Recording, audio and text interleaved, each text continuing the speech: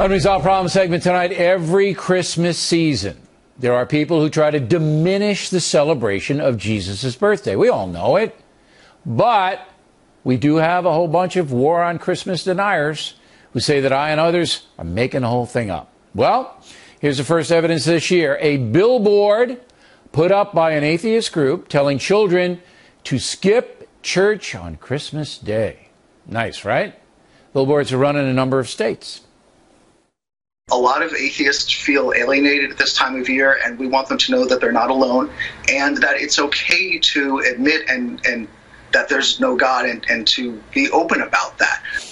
Joining us now from Boston, psychotherapist Karen Ruskin, who is agnostic. I cannot understand for the life of me why anyone would bother trying to diminish the federal holiday of Christmas, Doctor. Why do they do it? Here's why. When you feel like you are in the minority, you experience the desire to try and push, to sell your product, if you will, to sell your belief in a loud way to others in order to make yourself feel better, to validate your view, to make sure others hear you. I don't, but it's so counterproductive if you look at it. Indeed. Just from an objective point of view. Putting up a sign like this just makes people angry with you, all right, because they feel they're being insulted, and they are. It's an insulting sign, is it not? It's horrifically insulting. It's really disrespectful, but not unlike the bully who tries to push other people down in order to make themselves feel better. That's what's happening here. So your theory is that atheists don't feel very good about themselves because they don't believe in the deity? Well, no.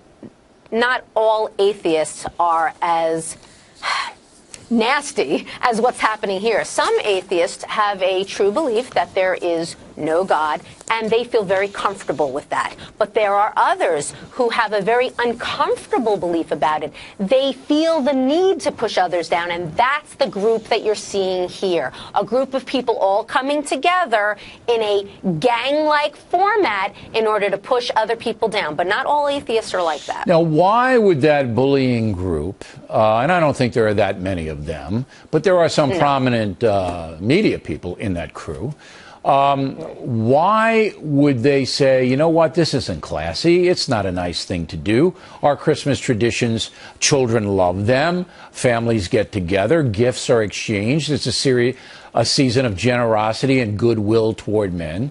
It almost seems sadistic that you would try to hammer down something like that. Isn't that so sad? When I work with families in which one member of the family unit is atheist and the rest are not, they have this relationship dynamic exactly in which you are describing that's happening with the media and with others who are not atheist. And it is very upsetting in a family unit when you have one person shouting loudly in their nasty way about how everybody else in the family should be believing what they're believing. The pushing of other people down, the nastiness, the sign that I saw with the little girl, quite frankly, is very symbolic for how paradoxical it is. What I mean by that, not to be all psychobabbly here, what I mean is the sign has a little girl who's saying, all I want for Christmas is not to go to church. What's Christmas? Christmas is all about the celebration of Christ. But now what she wants for Christmas is not to go to church. So that's very confusing, which once again shows why there is an emotional confusion for some who are atheist in their need to push their product to others real fast. to help themselves feel their rights. You probably know that we've done this over the years, and we point out we won the campaign where the department stores were ordering their employees not to say Merry Christmas. That's over with, and it was because the people said, you do that, we're not going to shop at your store, so that went away. But I know tomorrow you're going to get the nasty little things in the media. Oh, here's O'Reilly with the war on Christmas. It's a phony war. You know, if somebody denies global warming, they're all over them. But it's right before your eyes. There's the sign. What generates that denial?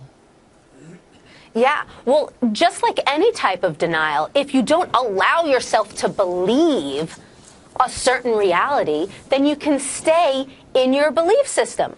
Like anything, if you choose not to believe that somebody has hurt you in a hurtful marriage, then you ignore the signs around you that that person's hurting you. Denial is exactly what it is. Deny it's happening, so therefore you feel like it's not. Okay, Doc, we appreciate it. Plenty